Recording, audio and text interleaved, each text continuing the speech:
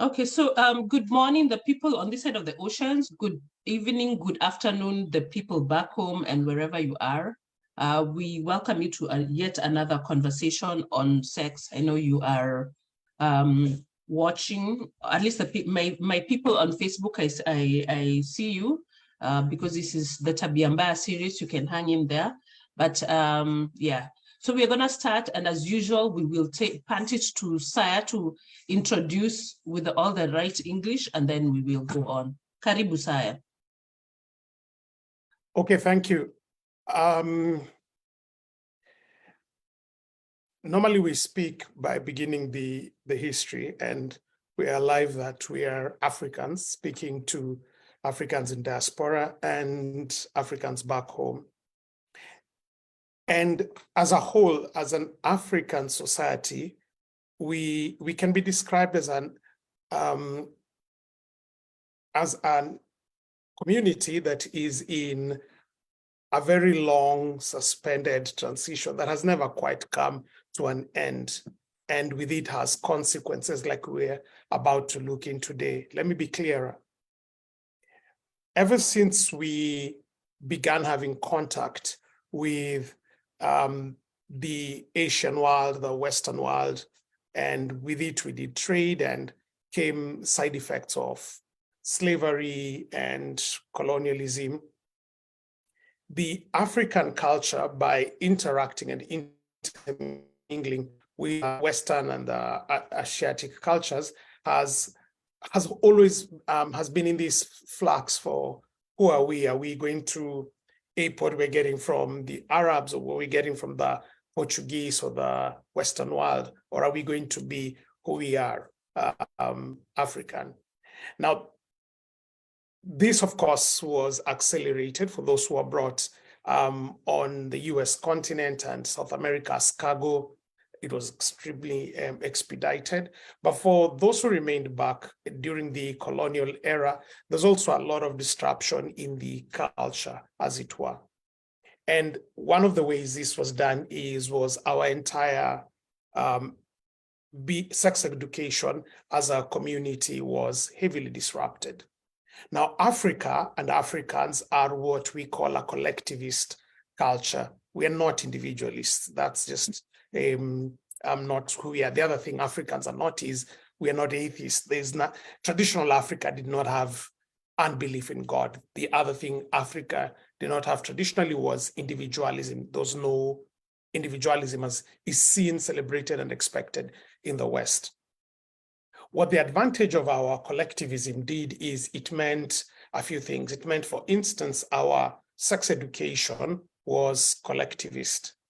So there was no father sitting down with a son, one father, one son, as it happens in an individualistic culture, and being able to teach, people existed and moved through life in cohorts.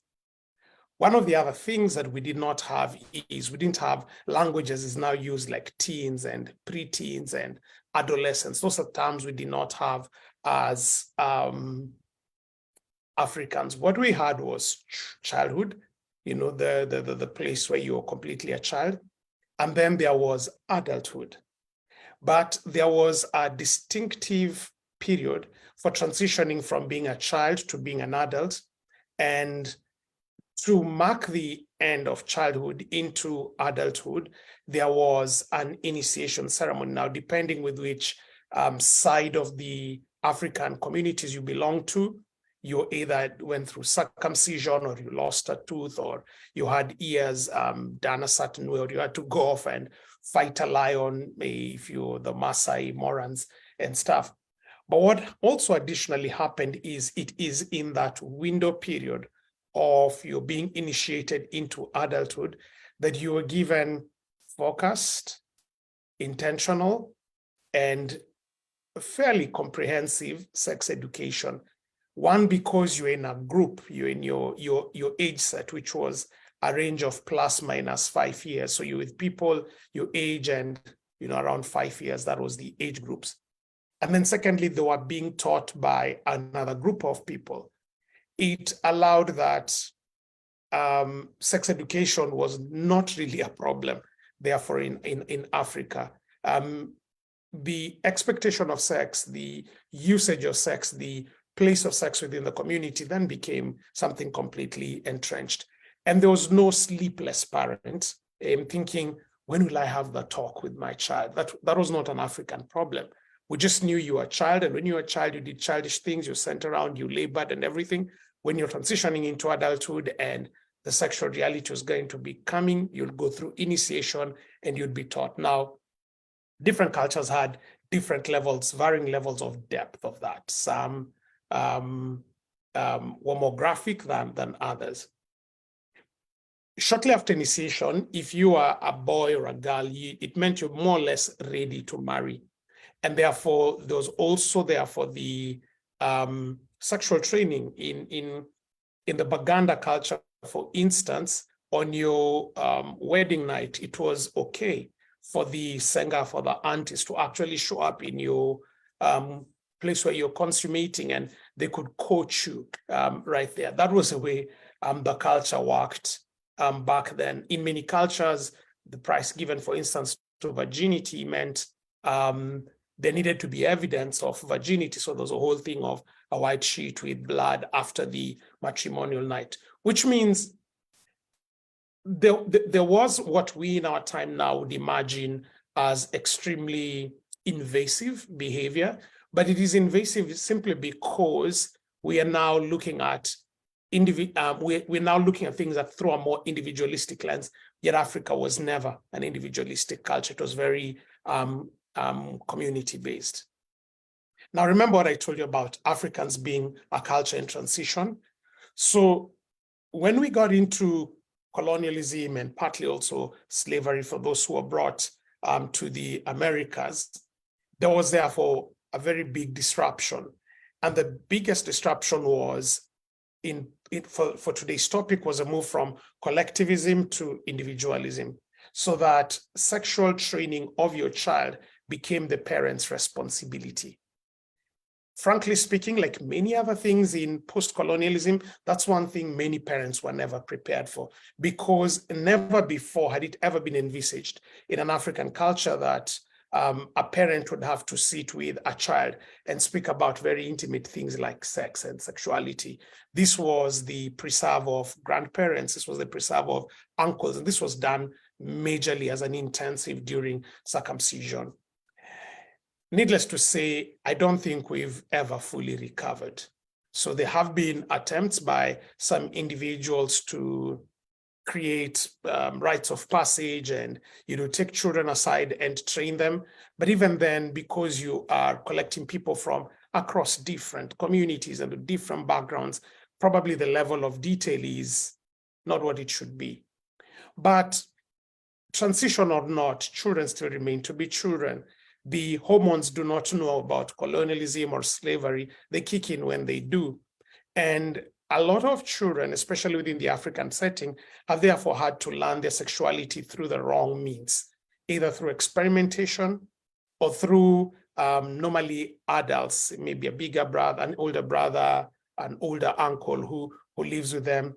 And they more or less appeal to the curious side than to do the systematic teaching. At the core of African teaching about sex was basically an understanding that sex is like a fire. And during initiation, what you were trained is how to manage this fire. Just like it is with fire, if you leave fire uncontrolled, it becomes an inferno. But if you funnel the fire nicely, it becomes something that can be able to cook. Now, why we're having this talk today is our long period of transition having uprooted us or making us suspended somewhere between collectivism and individualism makes and means many parents are ill-equipped, not ready, not confident. We don't have the structure and the systems for one-on-one sexuality teaching. And in the absence of that, many parents resort to either parables or to threats to try and get the message across. However, in an ever-changing world, this sort of structure opens up our children to abuse both digitally, online, and in person, it makes them be able to persist with certain negative connotations about sex that harm them during their adolescent life and sets them up for future misery, even in the marriage time. And much as Africa is still needing to solve its own transition problems, our children can't wait. So we need to re-equip parents to re-engage with this reality and not have to move to threats or parables, but be able to learn how to speak properly, prudently, yet powerfully and practically to children about the topic of sex. For this is why we need today to prepare the adolescents. Back to you in studio. Thank you very much. So my question to the panelists, I'm going to start with the clinician, so the pediatrician and then the psychologist. Actually, I'm assuming you're not a clinician, right? Okay.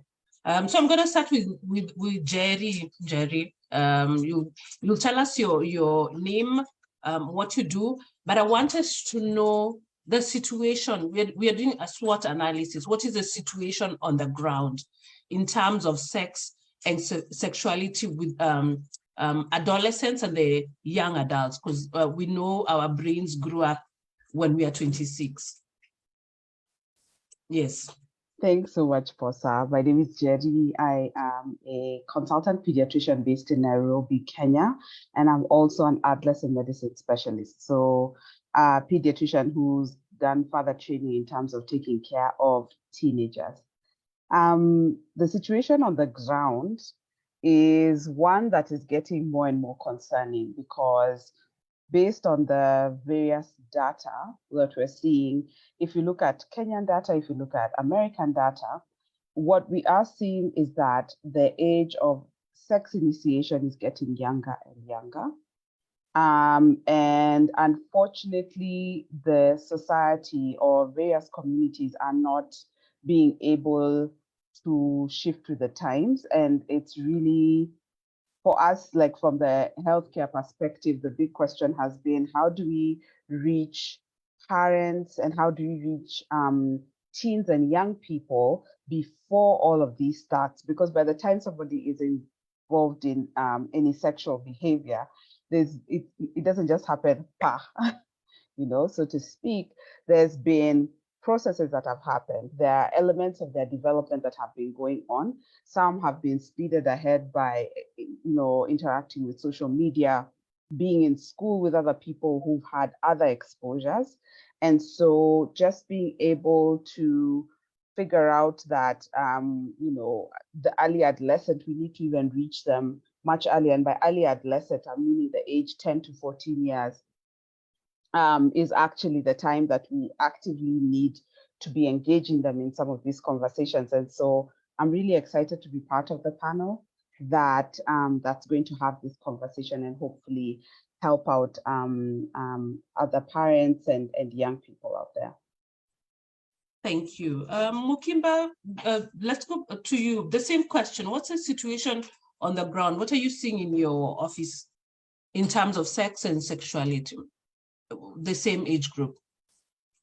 Okay, so for me, the imagery I have for having those conversations is when I was a kid, I would have this weird and vivid nightmares, and when I would open my eyes, there would be something in the corner of my room, and I would assume if I closed my eyes for long enough, then it would stop existing. And I feel like that is how a lot of us have taken over the whole sex and sex conversations with our children, is we're like, if we ignore it for long enough, right, it's just gonna disappear. And it's not working, it's never worked. So the illiteracy is incredible. And I think obviously the statistics are also very bothering, but the solution would be just like the doctor had said, that at the end of the day, we need to have these conversations before. We need to stop ignoring the weird, creepy little man at the corner of the room. We can't close our eyes. He's still going to be there when we open our eyes. So illiteracy is really, really high. And most parents don't want to have those conversations. And to be honest, the conversations are not comfortable. I think it's really important to also validate the experiences for anybody, because I have kids and I will be honest, it's actually a lot simpler to have these conversations with people who are not your children than it is to have with your own kids. And maybe that's why culturally, like Saya had said, that it was a conversation that was had by everybody else other than the actual parents, because it is an uneasy place. But what options do we have right now at the moment? Are you going to trust an uncle, an auntie who you don't know very well, who you've probably not interacted with for years, who you don't have similar value systems? Are you going to trust the TV? Are you going to trust social media to have those conversations with your kids? Or are you just going to, buckle down and actually have those conversations? They do begin at home. This one is a charity thing. It does not matter how many conversations are had in school. We develop our affect of relationships and connections, and sex is a very huge part of that. And if we don't have those conversations in the house, it will still be very blurry when they try and have those interactions outside the home. Oh yeah, and I didn't introduce myself. My name is Mukimba Rahedi. I am a counseling psychologist. I run a platform called Pink Amazon Therapy, and I'm glad to be here. Thank you. Okay, because we have to sandwich the man. David, you're up. So that so we've seen the clinicians, and so what's the situation on the ground from the non-clinician end? So we'll start with David, then we'll go to Akinyi. Yeah, I appreciate all the thoughts that have been shared. My name is David Baruchara. I'm currently based in the US in Virginia, and I'm I currently work in industry, supply chain, but I'm currently studying to be a licensed professional counselor. So I'm about 1.5 years in, and I host a podcast with my wife where we talk about relationships, just about to get my certification in being a certified matchmaker, so helping people in their dating lives. So relationships is kind of like the primary paradigm in which I see this issue in the world and all these things. So yeah, I appreciate the thoughts. It's interesting to hear that, traditionally, culturally, we had a way of going about this, but now we're faced with a global society where things like individualism and especially when we're living in big cities and all that, the communal aspect of development is not there as much. And so now we have to face it at the nuclear level. And I liked what Mukimba said, that avoidance thinks when we avoid things, we think we're protecting our children, but it actually makes them more vulnerable. And I see that not just with this topic, but with all topics. Like, you avoid your difficult emotions, you're just more vulnerable to have those emotions control you when you think they're not. I really appreciate the work of Sheila Ray Greger. She's a Christian sex educator in the US, and they did a study of 20,000 women across evangelical Christianity here in the US. And the research found that lack of literacy, lack of teen sex education actually led to less sexual satisfaction within marriage. And it also exposed women particularly more to interpartner violence and feeding into rape myths and rape culture. So they're just more vulnerable to abuse. And so unfortunately, yeah, it's awkward. It's an awkward conversation, but sometimes we have to still do it scared, right? It's like, what do you want more? Do you want to avoid the awkwardness, or do you want to avoid your kid being in a vulnerable, harmful position, right? Like, you have to choose the lesser of the two evils, right? So at this point, it's something that, there's a consequence to either choice. And so we have to find a way to address it, even if it's awkward. Thank you. Hi, Akinyi. What's your take? What's the situation on the ground? What are you seeing? And introduce yourself to us and thank you. You're the reason why we are doing sex in May. Sounds horrible, but we are doing sex in May. Thank you. My name is Akinyi Chieng. I'm from Nairobi, Kenya. I'm a sex and sexuality educator. I've done this for now almost 8 years. And my focus was mostly towards the teen. By now, my focus has shifted to the families, and my center is on the parent to empower them just to be empowered enough to have the conversations at home. Just as everybody has shared, it's a conversation that is a bit awkward because of the cultural aspect in which you are raised in. But then as parents, we have to come to the realization that we have to have this conversation, because as Saya has shared, the context in which we used to have the conversation has shifted. So it's up to us now to start having the conversation, and things are changing. And as they change, our children also, we need to change with them. So even if you bring your children to a trainer outside to train them, that I usually call those as door openers, it's still in your responsibility as a parent to continue the conversation, because some of the factors that lead to sex are not directly linked to sex. So currently, for example, what we see, and I'll give two contexts. I'm going to give the rural context and the urban context.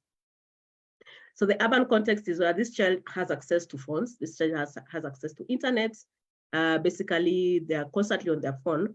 We see some of the things that lead children to such things is one, the simulation online. So the simulation is either through they get the context, like they get over like the adulterated content that simulates them into having sex.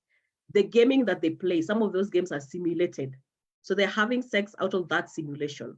They're having access to, for example, now we know of platforms like TikTok, Instagram, where we have sessions where people just have live sex session. And these platforms are actually open for 13 plus. So it means those children who are 13 plus are already having access to this content. And then when we look at the other part of the rural context itself is you might have things like children are speaking out. So there's also the peer influence. So the fear of missing out, the FOMO. So because others are having sex, they want to have sex. And they believe that it's one way of having it. You have areas like children want to experiment, because there's this notion, and the last discussion you talked about sex and performance. So there's this constant conversations around sex and performance online, and has made children believe that we need to really be performing, so we need to start practicing. So some of them, the reasons why they're having sex is they want to start practice so that they can be better performers when they grow up. And of course, and yes, and these are very sad reasons. And when you talk to them from that space of an educator, you'll be surprised at some of the conversation that they have with you. I know ideally the age of consent is 18, but children start sex way early. So I remember a couple of months I was having a session with 7-year-olds, 7 to 9. And they were like, you know what? We were very curious and we went online to search what this sex is. In fact, they're asking what's the difference between vaginal and anal sex. Those are 7-year-olds. So as parents, as we sit down and think that our children will not have sex because, quote unquote, they're in our home environment, which we think we have control of, we are forgetting that our children are exposed to all these things. And the earlier we start having conversation, the easier, because some of them go to look for these things because they're curious, so they want to know. So if we start having this conversation, then you remove that part of the ill curiosity and you start directing them into ways that are better. Some of the conversations that also lead to sex are not sexual. So sexuality itself is anchored on values, is anchored on relationship outside sex itself. So then when you start anchoring your child on these conversations around healthy friendships, their value system, things like dignity, respect, then this child is anchored better. And as they approach even sex and sexual conversation, even those teenage crushes, it's an easier conversation for them. So I know I've talked a lot, but let me throw it back to you. Thank you. Oh, thank you very much. So and what's the situation in the slums? Is it the same? Just talk about the situation in the slums. Yeah.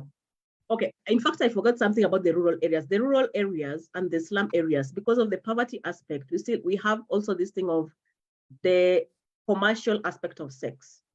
So some of the reasons why these children are having sex is not that they don't know the risk, they know the risk, but they are looking for that little means to survive. So we have an increase in this country, Kenya, where, and it might be the same for other African countries, the increase in, we call it border sex. Border sex, because the border are the people who easily have easier money on those levels. So there can easily dish 50 bob, 100 shillings. So you'll find children having sex with them just to get that small money. The small pocket money, they can use the small money. So it's the same situation in slums, where you also have children may engage early because of that. In slums, you even have, because of now the context in which some of them live even in rooms with parents. So they listen to these things that adults are having, because some of them even sleep under the bed while the parents are up. So they are curious. So they want to go and experiment out of the curiosity of what they've lived. So because they've lived, so for them in slums area, you can say they've lived in a pornified environment, which is not the porn, it's by default.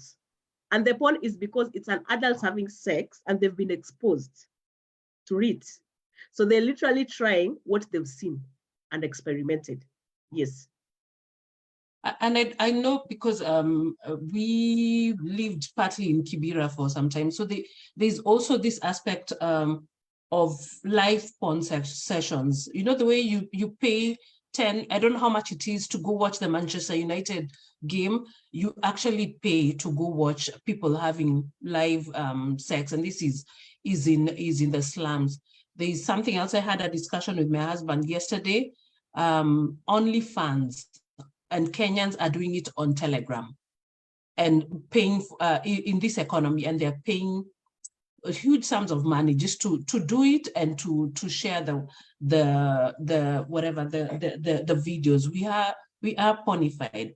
My other question before we move back to the next cycle of question is, this forum actually started as a teen mentorship program. David, I think you remember. But the parents are the ones who asked me to move it to mentor, to help them, to equip them. I'm just curious, you started off as a teen educator. Why did you shift? What did you see that you shifted to the parent side? So this is the reality is, as you can talk with the teens, so maybe you will have a maximum you can have is 5 days or a week. So you have conversations with them, you've enlightened them, you've opened the door. I call them door openers. Now, when you've enlightened that door, they've now started knowing what kind of the scenario is. And because they're getting different experiences every day, they get more curious. So because now there's that stop where there's no other adult in their life who can have the conversation, they revert back to the porn and the internet, where you didn't want them to go in the first place. Because now they understand there's something I need to be learning, and because it's that stop, so they go back to it. So the reason why I now thought to bring adults back in the table is because I realized I was undoing a circle. So you're doing something, when these children go home, it's a complete and done thing that you've done. Because sometimes the conversation you're having, even in terms of values and control, things like choices and consequences. And these are conversations that adults need to empower children to have. We also know generally the brain matures at 25 years old. In fact, there's some science that still says even at 25, it's still growing. But so you live in a situation where these children and teens need continuous emphasis and re-emphasis. So who does that beyond that one session? Even if a parent could afford to pay me today to have the conversation, they can't afford to pay me to have a dialogue with the children every day. And it's even impractical, because it will not be practical me having conversations every day. But things change. So for example, a child today, gaming may be a big issue that a parent needs to handle. Maybe yesterday, it was about that child sharing nudes with their friends. So the experiences change every day. And if an adult is more equipped to have the conversations along as they change, then it is easier for them to have now constant conversations with these children. Then it stops being taboo, because when you create a space where, another thing is these children revert to the internet, they know they can get the information on internet, but they always seek for a safe space to have dialogue and understand context. But the reason why they're also stuck on those platforms is there's no safe spaces. So when adults, we create safe spaces for them, then they know, because sometimes they even ask you questions they know, not that they don't know the answers. They've Googled, they know. But the reason why they're seeking the validation from adults is they're looking for the context. So if we have homes where, even if you don't know the answers, and this is the conversation, you can't know the answers, even as we are seated here as experts. Trust me, we don't have the answers A to Z. But if we equip parents to a space where they know how they can handle even the situations when they don't know answers, and then the goal is creating safe spaces for children to ask the most difficult conversations and to ask whatever questions they have. So it's about those safe spaces. Because when we look at sex, I look at it in terms of sex is conversations about life. So when we look at it from that perspective, then it makes more sense because it's us talking about life. It's us talking about somebody was hitting on you. Those are life experiences. So when we remove the awkward of the sexual intercourse from it, the conversations become easier. And for me, the main thing is children, because it's what I saw is children are longing for spaces where they can have safe adults to talk to. And that is where you find, it's even sad when you find children as young as 7, 9 going to look for those information online because they lacked that safe space to ask those conversations. Yes. Okay, thank you. So then let's craft this sexual education. And I want us to, because there are two approaches to it, either avoidance or giving them everything.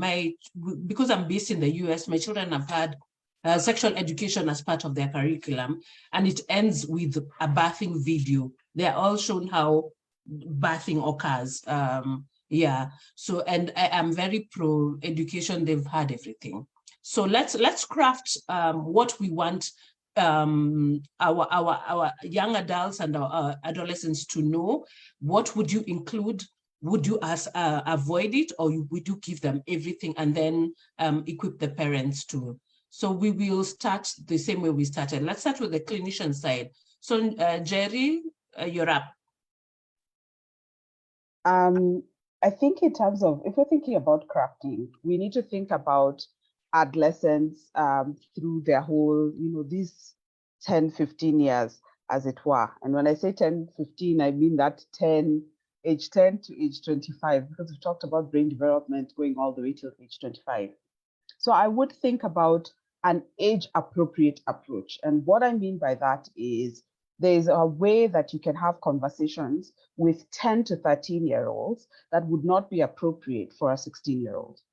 For 10, if you look at the development of children, 10 to 13-year-olds tend to be more concrete in their thinking. Like it's very like very rule, goal sort of thing, where it's easier to break down information to them in terms of this is what sex is, and not getting too abstract. You need to just be simple, using simple language, and being able to have them ask questions and to sort of have a little bit of a rule system.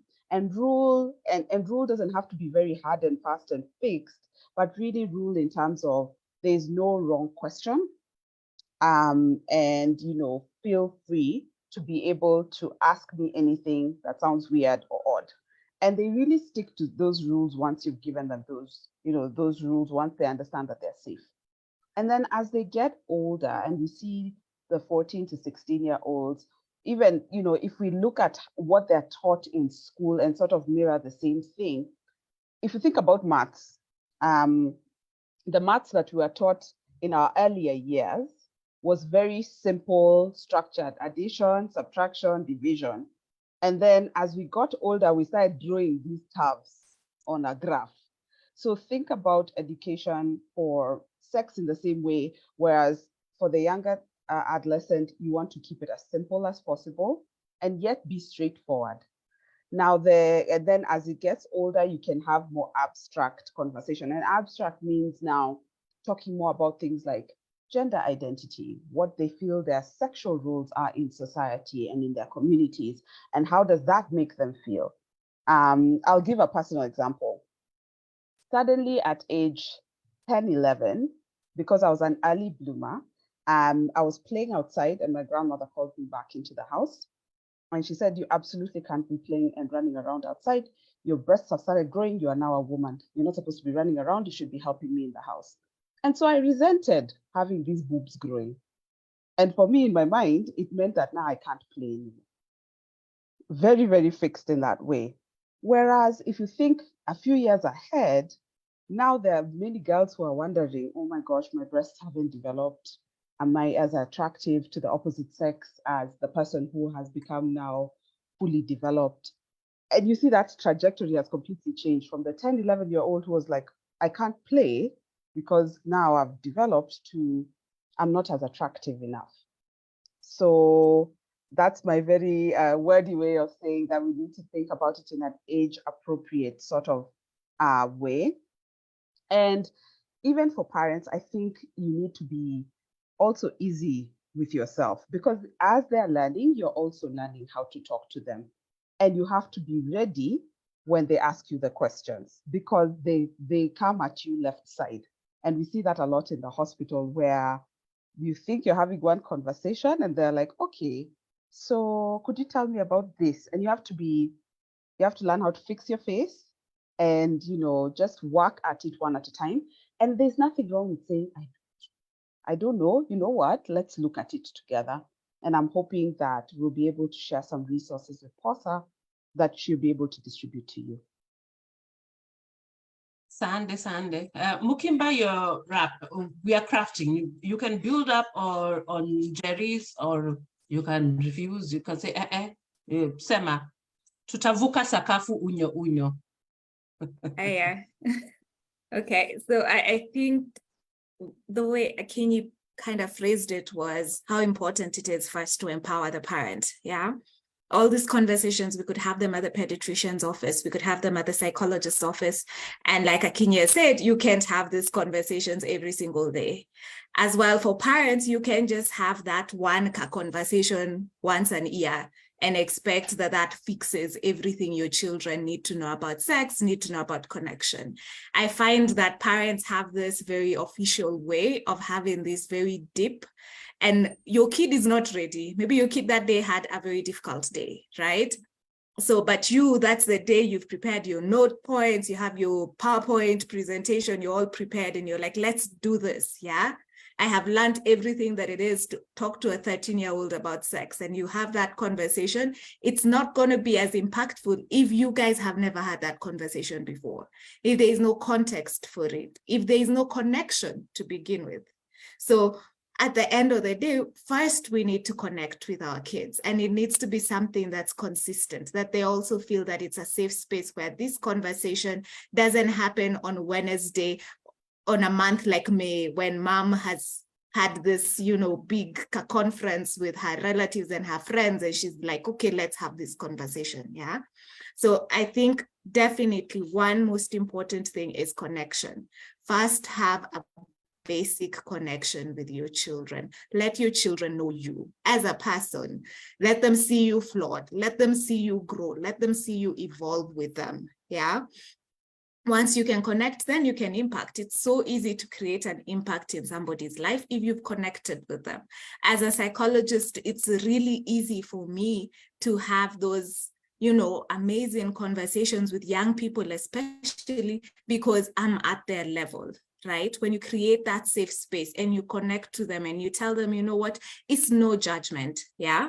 But if mom or dad is having this conversation with you once a year, once a month, it's not going to make sense. And most of the times you find by that point, your kids are closed off. They're not ready to hear what it is that you have to say. They also have a lot of biases. We have to also be very fair to children as they grow up. The way they think cognitively really takes a lot of shortcuts. There's an all or nothing, right? So you say sex is bad and you don't give another context for it. Then now I create my own distortion around sex. When you say, when a boy asks you out, you're not ready to be able to go on a date with a boy, and that's it, my final say. Again, I create a shortcut to my thinking. So now I have some new distortion. But then all of a sudden at age 26, you come to me and you ask me, when are you going to get married? And I'm like, okay, where should I have gone and found this boy? And you told me never to date. You told me never to talk to boys. So a lot of the times we assume they're also evolving, but there are a lot of shortcuts their brains take, and they can't trust you enough if you no connection, no consistency, right? And again, like Jerry said, you have to evolve. You cannot be having the same conversation with your 3-year-old. Like, honestly, sometimes I feel like the conversations parents want to have with a teenager is what you would probably be telling your 3-year-old about not letting anybody touch them in certain places. And these are conversations you should have had either years ago, or find a way to now catch up with where your child is. And again, allow that, I know that the whole trying to get your face right when they do ask really interesting questions, it is a skill. Slowly, I think also you have to develop it pretty slowly. But yeah, at the end of the day, kids are gonna trust you a lot more. Develop a connection with your children. For parents, it's very important. Trust me, you may not know anything. You may not have gone for these poster charts. You may not have had much information from the internet, but your kids will trust you if they know you. If they don't know you, they're not going to trust however much research you've done with the information, however much you have prepared your PowerPoint presentation, it's not going to be functional. So create a connection, be consistent, and evolve with them. I think that would be my structured approach. Okay, let's go to more than just structured approach. And David, because we are sandwiching you permanently, and because you're the boy, and because you went through this, what would be in your curriculum? Like, when you're developing it, what would the 12-year-old David want to know? Yeah. So first of all, I just want to affirm and appreciate what has just been said, because more than a curriculum, I needed an attitude at 12 years old. I needed that attitude of acceptance that beyond giving me the right answers, you hold space for my questions, you hold space for my feelings. And that allows me to be educated by you, right? Because of the connection that Mukimba was talking about. So, and having a curriculum that is not just one intense conversation, it's consistency over intensity, right? That we can have several conversations at different points in time is helpful. In terms of curriculum, and one of the things I would say is, again on the attitude, is that I was talking to a teacher yesterday, and she was telling me about the sex education and sexual harassment seminars they've held at the high school. And she told me that, yeah, they teach the facts, but you can tell that the mood it's awkward, it's something they want to avoid. And what happens is that they catch the tone more than they catch the words. And so kids will read your feelings more than they read your words. And so if they see you talking about it like it's some bad thing, like you're trying to avoid it, you don't really want to name it for what it is, they catch that more than they catch your energy. Yes, Faith. They catch your energy more than they catch your words, right? So the curriculum is important, yes, but also like your energy, how you're coming to it is caught more than the words itself, right? And so that's one thing. I would go back to what Dr. Njeri said about naming it as matter of fact, is when you're using the curriculum, state things as they are. Sometimes we feel awkward saying like actual words like penis and all these things. But in the research that I was mentioning earlier by Sheila Ray-Greger, she found out that by the age of 18, over 50% of Christian women particularly did not even know what an orgasm was. They didn't even know what a vulva was. They knew what a scrotum was, but they didn't even know what a vulva was, right? So it's like, let's use the actual terms. Because what happens is that you find out that if you use these other elusive terms like your manners or your little thing down there, it's like it actually sexualizes it more and makes it more taboo. Like, imagine you went to the doctor to get an examination, and instead of saying like, yeah, so have you been having issues with your penis? They're like, oh, so have you been having issues with your you're like, now you're making it awkward, right? Just like name it matter of fact. Because that way you don't have to sexualize them beyond where they're at. Because a lot of kids, before they start puberty, they don't view their genitals as sexual. They're just parts of me, right? And so, like Dr. Njeri said, you begin to hate your body when you're told to, stop playing outside because now your breasts are showing, all these things. So naming things matter of fact, and also naming things allows you not to shame things. So that would be an important part of the curriculum for me, and making sure not to use fear tactics in the curriculum as well.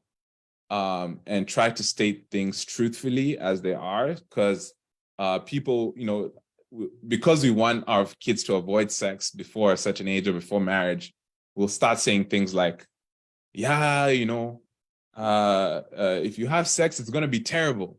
And then they meet their friends who are having sex and it's great. Or if you use a condom, you think you'll use a condom, but you can get pregnant. These things, they don't work. And then you find your friends are using condoms and they're not getting pregnant, right? And there's this cognitive dissonance where, like, I was taught this thing, but it's not actually the reality, right? So try to avoid lying or embellishing information just to cause them to comply, but use more principles and wisdom of, like, that there's a reason why people wait, and like sex is this thing beyond just the act, like there's intimacy and the mutuality of it as well. And you're teaching them principles that are based on wisdom of, this is what happens when you engage in sex at this age, and connected to the relationship, just like what Akinyi was saying about, it's a life perspective thing. It's not just, we're not just talking about sex, right? It has connections to other areas of life. So yeah, those are some things I'd include. Okay, thank you. Akinyi, your app, and of course you have to consider my Kibra people, and I'm throwing in my Munjeche people, my Shags people. What curriculum are you giving my Senje and my cousin in Munjeche, and my people still living in Kibra? Are you still telling them about vulva and penis, or what's a practical way to go about it? I think I say that for me, sex education, I view it as more an adult work than a children's work, because a lot of the conversation is tied because of our own adult context and shame. So the work starts from right of us. And I want to echo what everyone has said is, I can't create a safe space if I'm ashamed of the topic. So the shame and compassion is, I have to be compassionate about myself. One, relieving that I may not have had it. It may have been totally different for me, but giving myself grace that I have the capability of doing it different for my children. Even if I live in that space in Kibera, I live in that space or in Ushago, I can just imagine that if I had this information, and not blaming my parents for not having it, because they gave me what they had based on their contextual frame. So it's giving myself that permission that my parents may have never given me this, but I have the capability of giving my children a different path as a parent. So starting right from there, that's where I'm starting from the compassion itself. It's also about telling myself that it's okay for me to feel awkward, and it's a journey I'm going to go through. So we are not saying that it's, even as sometimes we find it awkward, those questions that children throw at us, but this coming to the point of, these conversations will be awkward for me, and it may take years for me to feel awkward. But the reason why I'm having it is I'm looking at what is the impact of not having it. As David had said, what is me having versus me not having this conversation, okay? It's also about looking at sex itself, not from the point of a formal lecture.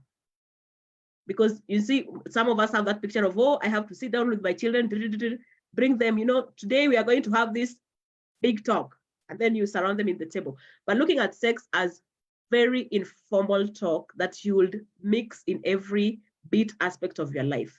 So as a parent, and even thinking about what can I do we say now sex is not one talk. Sex is a series of mini talks.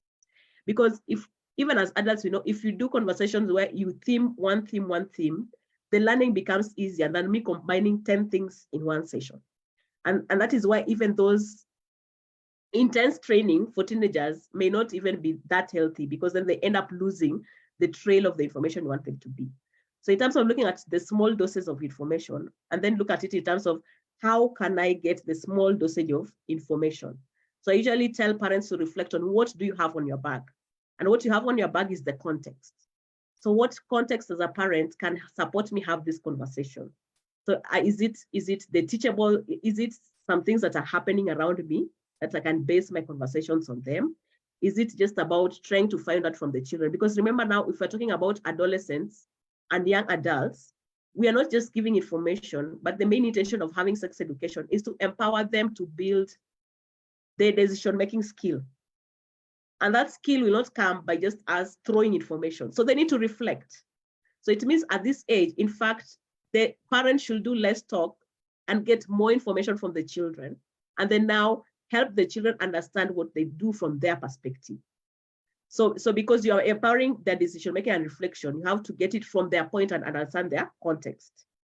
I also want to emphasize on what Jerry said about age appropriate and adding and doing the layering. So compound effect. So the same way you save a shilling and then it earns interest, think of sex education in that same way. So today, if I give this small information, tomorrow I add, the next day I add, you're creating a compound effect for that child to kind of have information. And in terms of even age, when we look at it in age, now as from an educator's perspective, which may be totally different, is we say that once a child asks a question, they're ready for an answer. It doesn't matter the age. But now how you give the answer is you think of, now that is when you think of their age. But when they ask, you cannot tell a child when they come and ask you something that, you're too young to ask me that. By them asking, it means they've already either been exposed to that thing or they've seen it. So they want to understand the context behind it. So they are basically ready for that answer. That's particularly one. Two, we look at scenarios where children age in terms of information and knowledge, not by their age of birth, but by the exposure. So you may find a child who is young, assuming 8, 9, but they've been exposed because they live with adults. So it means the information that they seek now is slightly higher than a child who's not been exposed. So exposure here is also in relation to, information is also related to their exposure, not just their age difference. And also in communication is, sometimes as parents, if you are to do a presentation, today I was to do a presentation, let me say in Kibera, I'll not go speak my English of the nose. I'll go speak the sheng of the people. If I to do it in Bukusu huko ndani, nitatafuta Kibukusu. Hata kama sijui, nitatafuta, I'll look for somebody who understands that language and speak with them. So in communication, the speaker does not bring the people. You go to the level, as Mkimba had said, to the level of the children. So what language can I use for my children to understand me better? Is dancing with them make me so relatable that I can speak with them? Or bringing them into my kitchen and as we cook, have those conversations, make me more relatable as a parent? What are the most relatable ways that my children understand? Is also as parent, when you clearly look at your child, you'll understand that my child sometimes, if they understand more when things are written than when I speak, they don't listen. So just trying to understand those different aspects. And I'd also now try to go back now to a person who, because now the parent I've talked about is a parent who is a bit informed. So what about that parent who is slightly not informed? How can they have this conversation? So first off, it may be difficult and it might be a process. It's also try to get people around you can help you have the conversation. So proxy. So if it's even still so hard for you, what village or parenting village can I bring close to me as a parent to help me have this conversation? Because sometimes the reality is you may never, it may still be very difficult for you because of a number of contextual issues that you're going through. But then what other support can you bring? What other people can I bring close to me to help me have this kind of conversation? Or what other tools can I use? Which books can I use? Which podcast can I use to enable me have such conversation? And just think about it. Lastly, I'd like to talk and echo what David has said, is on not twisting facts. So sometimes as parents, because we believe that our belief is different from what the fact is, then we try to make the fact a different thing. So first is coming from the realization that I can say fact and say them as they are, but still help my child understand why my perspective and view of it is totally different. So bring in your own perspective element to conversation, but still talk about what facts is, and don't twist the facts. Because once you twist the facts and children now start seeing you as a person who twists those facts, then they'll stop believing in you. But when you talk about the facts and bring in your perspective, they understand, okay, this may be happening, but my parent totally sees it from a different angle because of 1, 2, 3. So we've brought in their perspective, which may be totally different from what is happening. And now I throw it back to you. Okay, thank you.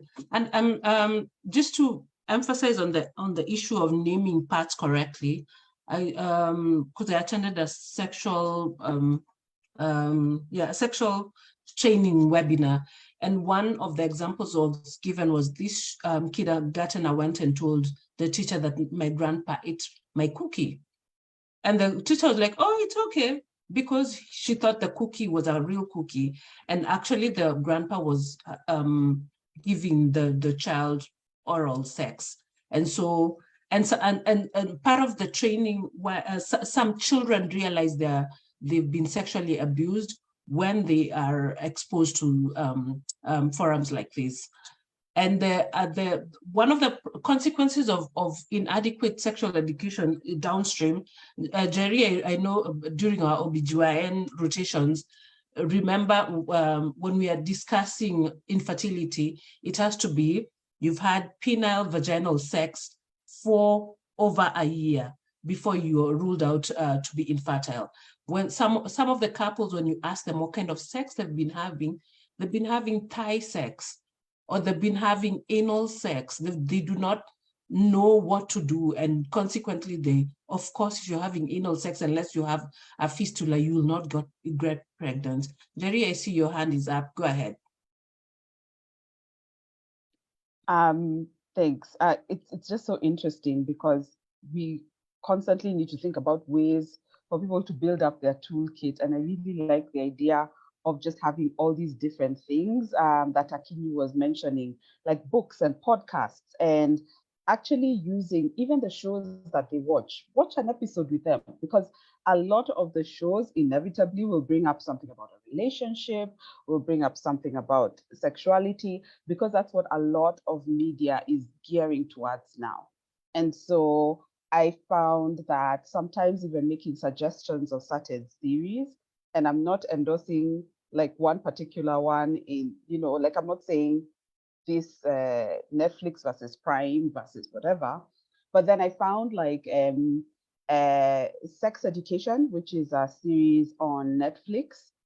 It's not for the faint-hearted, but it's actually a very interesting story about a rural town in the UK, and they're trying to figure out this sex education story, and they actually have a sex educator who doesn't directly interact with the school, but now the child of this sex educator, because the mom keeps talking to them about sex, becomes the most knowledgeable, and people prefer to talk to this young person compared to talking to adults who are in the school.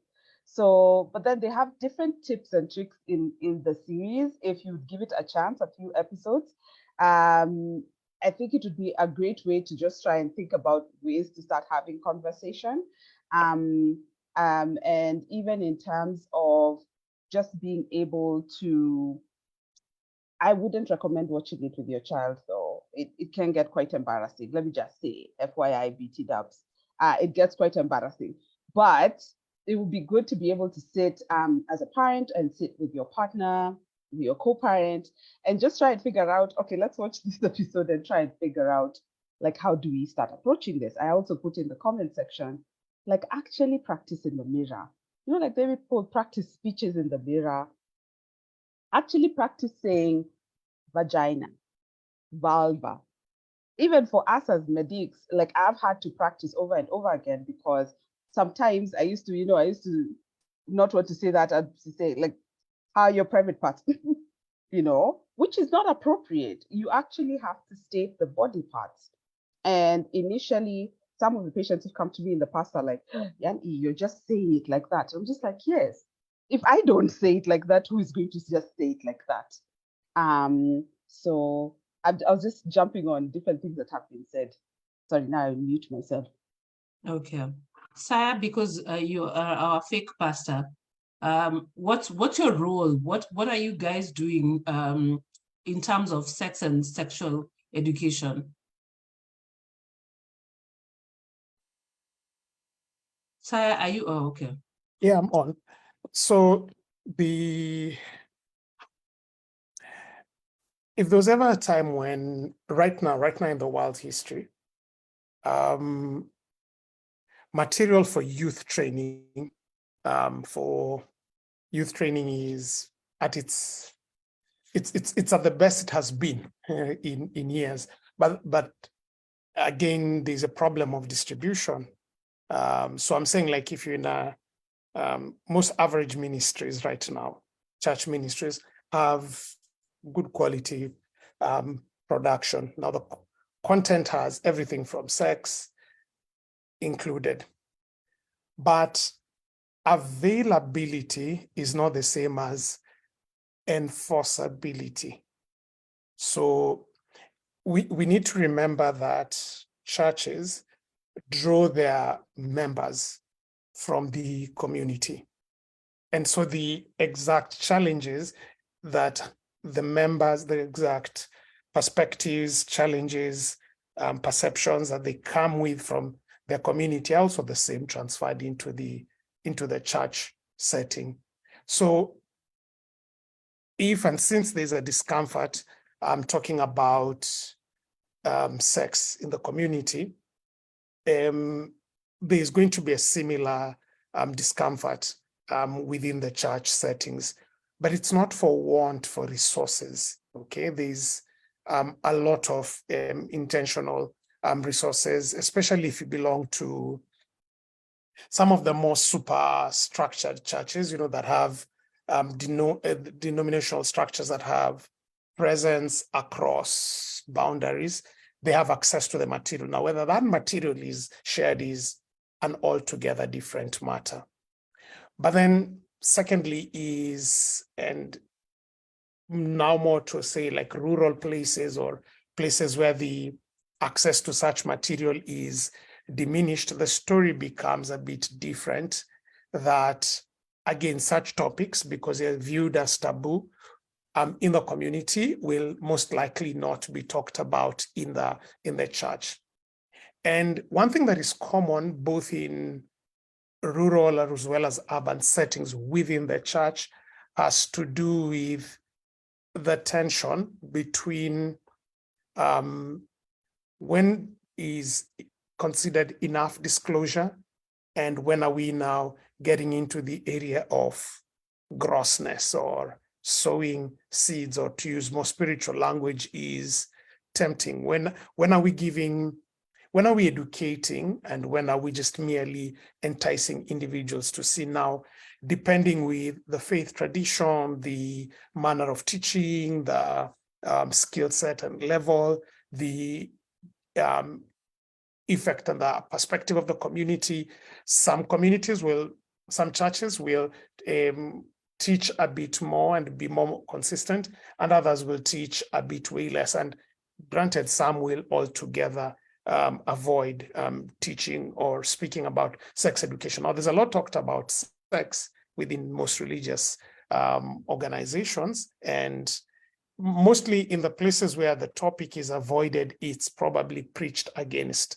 So kind of the same thing our African parents did is what will happen in those settings where you will hear either through parables, or you'll hear, the way when you're 18, your mother's idea of sex talk is, let no child bring me a pregnancy here. Doesn't tell you what a pregnancy is, how it's acquired and everything. So you hear similar language within church. And in older times, the idea was scare people into compliance. But I think now as time is going by, the emerging generation is one that is now having to be engaged more from a cause to effect and engage both the head and the heart. The head, heart, and the hand. The previous generation was more or less the hand was just more or less threatened without the head being convinced what was happening. So the summary bit of it is this. So the church is aware and alive to sexual issues, and they know it emanates from adolescence. The African experience for the church was shaken up, especially during the HIV pandemic. And even if they had been initially reluctant or otherwise to speak about sex, what HIV did, it made it completely unavoidable. That is, we had to get in initially because children were affected, and then later on they were infected, and became one of the bigger sources, and churches became one of the front ending people in as far as the fight on HIV is concerned. Many churches, rural or otherwise, had to get into the sexual talk. But still, our own social cultural realities is coming in and continuously influencing. To speak about my own faith tradition, I do know there are modules within like my faith, and I've seen when I scour around in other faith traditions, there are modules that speak about sex and sexuality and everything. And I feel something is being done. Is it perfect? No. Do I think more can be done? Certainly, I think more can be done. And I think conversations like this, which begin changing people from the homes, from the community, from their perception, will be important in eventually ensuring that the kind of teachers and volunteers that the church is engaging are individuals who have both the confidence, the content, and the competence to be able to speak to sex properly. Okay, so let's move to the taboo topics and our young people. So I want us to touch. Let me list all of them before I forget them. The incel culture, pornography, and now that I've learned a new term, Buddha sex, and I think HIV is back on the table. We thought we had killed it, but we are back on the table. And boarding schools, and of course, the LGBTQ question. Whoever wants, whoever wants to go up first, whatever tickles your fancy, I'll type them so that someone can pick and choose in a la carte menu. So whoever wants to go first, this one, I'm not Tichagui, whatever tickles your fancy, but it has to be a taboo topic. Nazi type hapa. Nichague mtu wa kwanza. I can go first. Okay, relax. Okay, who said, Akini, you're on my screen, so that means you coughed or something. I answer. Okay, so maybe let me pick pornography, then let the others do the round, then maybe if there's left, I can come back. Okay. So what is happening is the exposure of pornography to children is definitely on the rise, because now, unlike old age, where you had to wait and buy that magazine at 300 shillings. You remember those magazines that people used to buy to access porn? Literally now people have porn access to them. That's one. And two, the porn access is even beyond the porn sites itself, like the OnlyFans and all the other sites. But now the pornography itself is even through people sharing content. So we have the nudity that people share one. You have pornography through other now social media platforms that are generally not pornographic, but people have turned it to be sites for pornography. So like TikTok, Instagram, and the likes. So the pornography conversation is a conversation that parents need to have. Even as a society, we need to have, because we need to talk about, unfortunately, you find it's also still a part of where a majority of teens and adolescents learn about sex. And so we need to talk about, somebody has said Twitter, yes. And the other day I even saw Spotify, people hide porn inside it.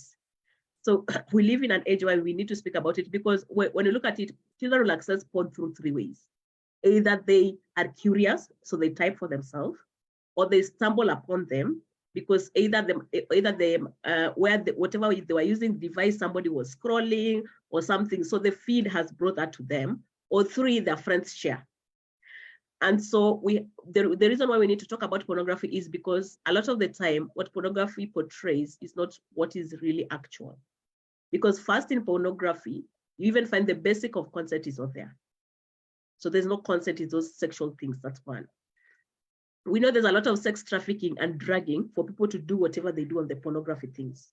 And we need to speak about that so that we talk it from the point of children understanding that whatever they're seeing may not be really real, it may be acted, and there are other impacts to it. And speak a lot about the issue of context and what healthy relationship is, that is never portrayed in those pornographic sites. Let me just go back. As we're talking about what we should talk about with children, when you look at sexuality, you have things like foundation, and the foundation here is the values that anchor sexuality itself. Then you look at the development, where how do I change the changes in my body and how do I develop? Then you look at the other aspect of community. And now community here, you're looking in terms of relationship and sex itself and the future conversations around that. So when you bring that back to pornography, you see pornography then is not a thing that gives you all these aspects. So just speaking a way in which teens and young adults understand that whatever they are seeing, even if they see like it's a performance thing, it's not what is real. It's totally different. And how people want to be treated with love and even sex in the actual picture is totally different from what the pornographic site shows. So we need to speak about the difference in what that is and what real life is. And I think I'll leave it at that. So maybe the thing is, a parent can ask is, how can I start such conversation? Do I just tell my children, oh, today we're going to talk about porn? It can be because sometimes they don't call it porn, but it's just talking about if you're close to the children, you've started having this conversation, is have you had conversations around people sharing about like content they've had, and such topic, it's easier to speak from a third perspective. Because when you speak from a first perspective, it's like maybe you are blaming your child for doing it. But when you have the conversations around the global third perspective, so share with me what your friends may be doing, or have you had this age that children access this? So your child will answer you from a third perspective. And from that, you can even pick what their own thinking is, how they describe it. Because they say, oh, our friends do this, our friends share this, even we game this, we do all this. So they will share because you brought it from a third perspective and not attacked them directly as individuals. And it makes that conversation much easier. Yeah. And because you're the one who brought the Buddha sex, my public health heart would be to provide this is my public health heart, not my mother one, would be to provide pre-exposure prophylaxis to the Buddha people and to the teens accessing this sex, and condoms, so that we at least and giving them all manner of vaccines and prevention, because they're going to have sex anyway. But the practical, the sire perspective, because he doesn't agree with me on these things. What's your take on the Buddha sex? What should we do apart from just economically empowering people? So for me, the first aspect is also helping children understand how people can cope with the minimal resources you have. And that is also a big conversation we need to have as a society, because how can I be resourceful with the little that I have? It helps you now start not just think about the border sex itself, because the reason why you think about that is you will think that is the only way in which you can survive. That's one. And then in terms of also things like menstrual health products that make girls have such sex, speaking about if I can't afford that pad, what else can I use that will enable me still maintain my dignity as a girl, but I don't necessarily have to sell myself for sex to make that success. So talking about resourcefulness will be one. As you said, yes, it's a conversation where, because I know as parents, sometimes we are in the age where we are saying, no, we can't bring condoms. But sometimes you are in a space where we need to have, and that's why I brought the third party aspect is, even if I'm speaking with teenagers and I don't want to say use condoms, when I bring the third aspect is, I'm talking about it so that they understand that there's a way in which I can protect myself. So I've not told them go and have sex, but I've told about what are the other aspects that around this that people can use. Because also us not speaking about it makes people go and have very unsafe practices just because others refuse to speak about them, because we believe that when we talk about them, they're going to have sex and they're going to use those things. So it's very important also to bring all those dynamics to it. Yes. Okay. Jerry, I saw your hand up. Kiniani, you need so many points. I almost feel like I'm going to come for more classes from you for sure.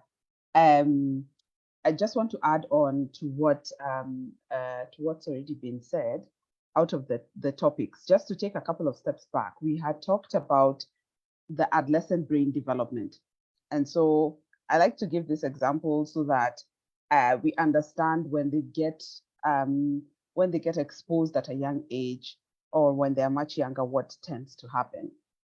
So if you think about a young person, their brain develops from the back coming to the front, meaning here at the back, very simply put, is where all the pleasure center is, where their emotion centers are. And so the emotion centers and the pleasure centers tend to develop much earlier than the frontal part here that does all the controlling, all the woosa, all the let's think through this. And so for some parents, they're like, how come you don't understand? Why are you just rushing into something? Why are you just doing things? It's because that part of your brain has developed and you're able to make those executive decisions. And so when you've exposed a young person to pornography, to something that is pleasurable in the moment, what tends to happen is that it feels really good. And that's the part of their brain that has really, really developed. And they feel really good about it. And they want to get exposed to it again. And they keep looking for it over and over again. And so I look at adolescents or young people as people who are in a speeding car that has the accelerating paddle, but doesn't have a good brake pad. So they're just hurtling down the hill. So when you think about these exposures, whether it's pornography, whether it's discovery of masturbation, they will more likely do it and be exposed to it over and over again because that part of their brain is very well developed. Now, as a parent, if I think it's important not just to talk about sex, but to talk about emotions, because the emotional high that comes from those exposures is quite intense for a lot of young people. But because as a society, we don't talk about my feelings, we don't talk about our feelings so much, then that means then they're not able to separate that this was a pleasurable thing and I felt really good and I felt very happy. And what are ways that can be safe and acceptable for me to still seek things that keep me happy or make me happy versus the things that make me feel a completely different way. And so it goes back to also starting not just conversations about sex, but conversations about the emotions that come from those encounters, how they felt, and why they felt the way they felt, so that they can also learn how to name the emotion and the physical response to that particular emotion, and then slowly working towards skills that that people can be able to help in terms of dealing with and building up in terms of their toolkit. I don't know if that helps or if I totally went down a rabbit hole. I think it did help. Thank you. My 10th question, asker of masturbation, you can wink at me and tell me if we covered that. Okay, because we are sandwiching David for forever, just go. David, are you taking any of the taboo topics? Sorry, I will. I thought, Mkimba, were you going to say something? Yes, I was, but I think you can go first. It's fine. Hope it's not my turn. Okay, Mukimba, go ahead. David, you'll be last. Yes. Okay. I won't lie. I got really uncomfortable with all the topics, and I was like, hey, they're deep.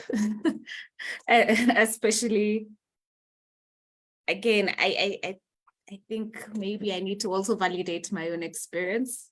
Talking about all these things is not necessarily comfortable, but familiar, it is not. So familiar and dangerous kind of feel the same way in our bodies. And psychologically, we know that. Logically, we know that. It still doesn't change the fact that a lot of this conversation. So I think I was trying to avoid being left with the other ones and trying to choose the much more comfortable conversation. So mine will be boarding schools because that one feels a bit more comfortable. So again, we've been talking about the development of the mind and of the brain, the physical, the muscle tissue between our ears. And I know we've been using the whole 25-27 thing, right? But I feel like science is going to catch up with it and our brains are continuously developing. But the reality is the lower part of our brain is developing fast and is the most developed. It's the oldest part of our brain. It's the primal part. It is the part that allows us to survive. It seeks pleasure. It understands pain. And it is the oldest part of your brain, will always be, because it was there before you were born, and it will continuously be there until you grow old. Yeah. And then the cognitive, it comes, it grows a little bit, and then it's the first to also depreciate. So taking our kids to boarding school was a context. I think Saya mentions this a lot. And I feel like as a society, we've been, especially for Africans who are still in Africa, we've been left kind of rallying around a lot of culture things that were introduced to us by things that didn't really apply to us. So boarding school was not invented for us. It was a context that was invented for people who were going to war, and children needed a safe space to be while people were at war. And where we're taking our kids, we're not at war, we're at work. Some of us, it's also pretty convenient to just have our kids in boarding school. But again, we're taking the chunk of probably 3 months in school, every 3 months, and then we get them for 2 weeks. 3 months, we get them for about 2-3 weeks. And it is not feasible to have connection. Again, it's not possible to have consistency, and it's not possible to even have impact for only 2 weeks out of, let's now compute all that, will be about a month or a month and a half with our children. It's not functional. So for boarding schools, I am not for boarding schools. I honestly think if you can spend as much time with your kids, please do. If you have people who you can trust with your children, we have a cultural shift actually in present day that I'm really enjoying, is the fact that our parents are very involved in raising our children right now. So take advantage of the people in your life. If you really have got to work, if maybe you have to travel, it makes sense. But boarding schools are not a sustainable solution to have people who, one, have no connection with our children, because our teachers, yes, they're parents themselves, but they're not our children's parents. We don't share similar value systems with them. We also have children from different types of backgrounds, and we also have to acknowledge the fact that that also means they're going to have a lot of conversations, and it does not matter how much your 2 weeks out of the 3 months has really been, you've been trying to take charge. It probably is not going to be as impactful as them sitting with their friends and having conversations for 3 months. But for the children who are in boarding, I think it's also important that, parents don't feel like, my kids are already in boarding. What am I going to do about that? The solution is pretty simple. Whenever you do have that time to connect, please just give it your all. Do the best you can to connect with your kids during that period of time. Make the difference. You'd rather just clean half the room than not just start cleaning, because you know what, it's a lost cause. So at the end of the day, I think having the conversations around sex, yeah. Also asking, I think the third party thing with Akinyi, it's really impactful for me, because it now makes sense. I think kids do prefer telling you these random stories about their friend who is doing this and their friend who is not doing this. So instead of, probably their friend is them, right? Probably their friend is a friend, but at the end of the day, I think those third-party conversations, ask them what their friends are up to. Also know your kids' friends. That one has just come up right now in my head. Know your children's friends. Know about their parents as well. If you can do the best you can, partner. I know we are doing this whole individualistic type of society, but we can still kind of create our own semblance of community. Learn about your kids' friends, learn about their parents, find out what's happening in their lives. Are they going through a crisis? How can you show up for them? It is important because you're going to reap the benefits later on in life. The fact that you know what your kids are up to and you've shown them, even for those kids, if they know you, maybe you can be their resource system. You can be the person that they come to and have those conversations. And you're probably also saving another whole lineage of people whose parents probably are not able to have these conversations. So for boarding schools, not a huge fan. Would probably avoid them, but for those parents who are in those situations, take full advantage of those holidays. Go visit your kids in school, write letters, call them as often as you can. Don't just dump them in school and then wait to hear from them when it's half term or when it's closing day. Just keep connected. That will definitely make a huge difference. No one is taking up the LGBTQ question, or David, that's yours? Because you touched my find as I know. Yes. Yeah, I wanted to talk about masturbation as well. So which one do you want me to start with? You can do both. But I can do both. Wow, that's a lot. Okay. Okay. So which one should I start with? Alphabet. David, just go. I'll answer any that remains. Okay. Yeah. Okay. Wow. Okay. Okay. So I'll talk about I'll share a bit about both, and then I'll let Akini bring in the wisdom and the knowledge. So with masturbation, in the research I keep referencing, they found that by the age of 17, 80% of boys had masturbated, and 58% of girls had masturbated at least once. So 58% of girls. Yes. These stats are from which country? This is my SDA side showing which these stats are from which country again? So you think it matters by the country? So yeah, because we had this discussion when we had the sex conversation. Yeah. And when Maggie said that the stats that people are having sex 58 times in a year is a Western statistic. It's not a Kenyan statistic. So I'm just wondering. Yeah, no, this is definitely the US. Okay. So, but yeah, I'm curious how the stats would be different, because masturbation is it's one of those things where you just need yourself and privacy, right? So I'd assume that my theory would be that the stats are not too far off. Okay. But yeah, so it's something that the kids are doing, kids are experimenting with, and we can talk about how pre-puberty kids will fondle with themselves, but it's not very sexualized, and then of course it becomes more sexualized with age. And again, I think it's and coming from a history of having struggled with porn myself, and of course with porn comes masturbation, right? Is this idea of how we view our sexual needs and desires, because how I see it portrayed in most of the culture right now is that, like, yeah, you have sexual needs, you have a desire. If you have the desire, you need to meet the desire, and boom, that's it, right? Which I feel like does a disservice to the complexity of our sexuality, that it's not just you don't just have a need, and it's not like you're just itching yourself, right?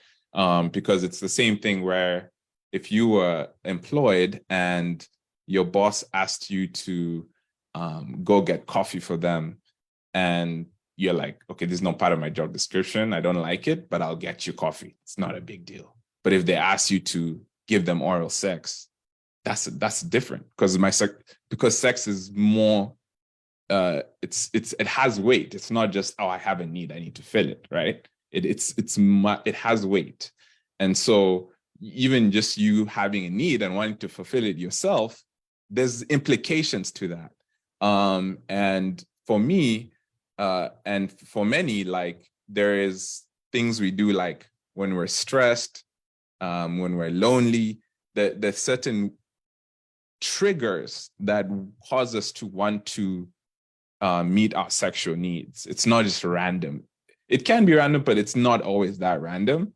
And I think having those conversations with teenagers and in our sex education about how our sexuality is such a vulnerable part of ourselves, and it is linked to other parts of our psychological and emotional worlds, and how we navigate them, and how your masturbation is not just a world of its own, that when you do eventually get into a relationship, when you do get into a marriage, for example, like these things can impact your relationship with somebody, and that sexuality, I believe, is primarily a relational thing, that one, you can learn to control your urges, and two, that your sexuality is probably best fulfilled relationally, because it's a relational thing at the end of the day. It's this need for intimacy.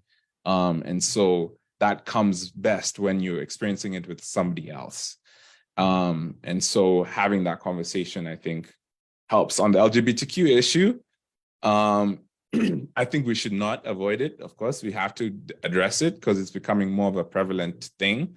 Of course, in the US, I'm sure it's way more of a prevalent thing. But it's becoming more of a prevalent thing, especially with Gen Z and even in Kenya as well. And it's this idea, first.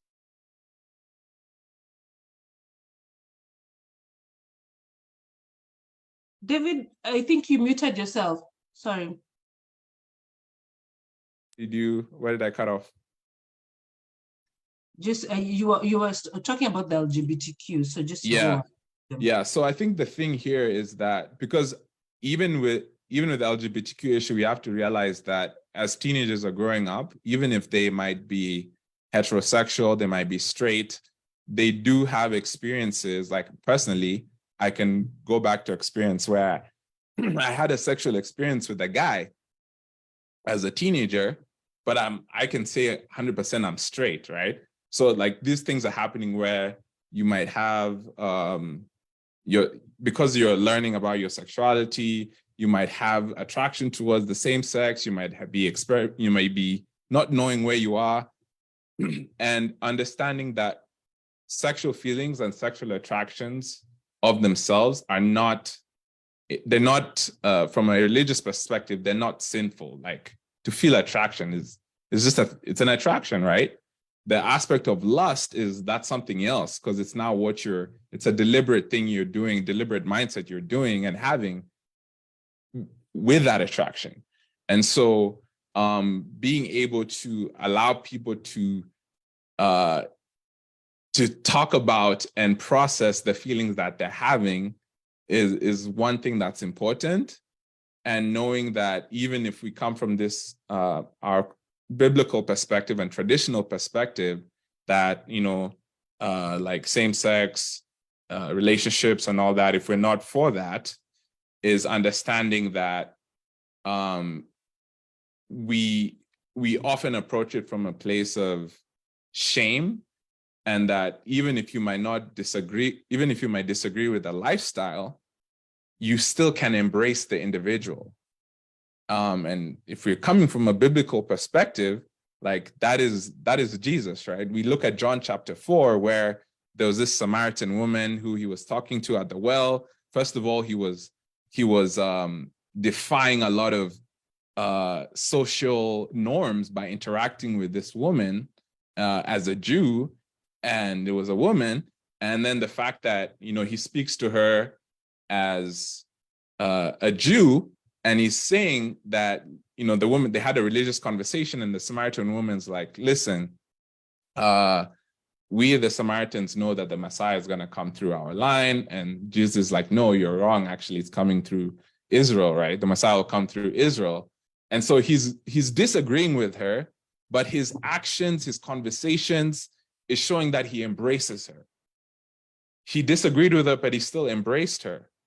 And so even though he was on the side of the Jews who are known as the bigots, he himself was not a bigot, right? And so I think it's like, it's either we're against this thing and we don't like it, and LGBTQ, they're terrible.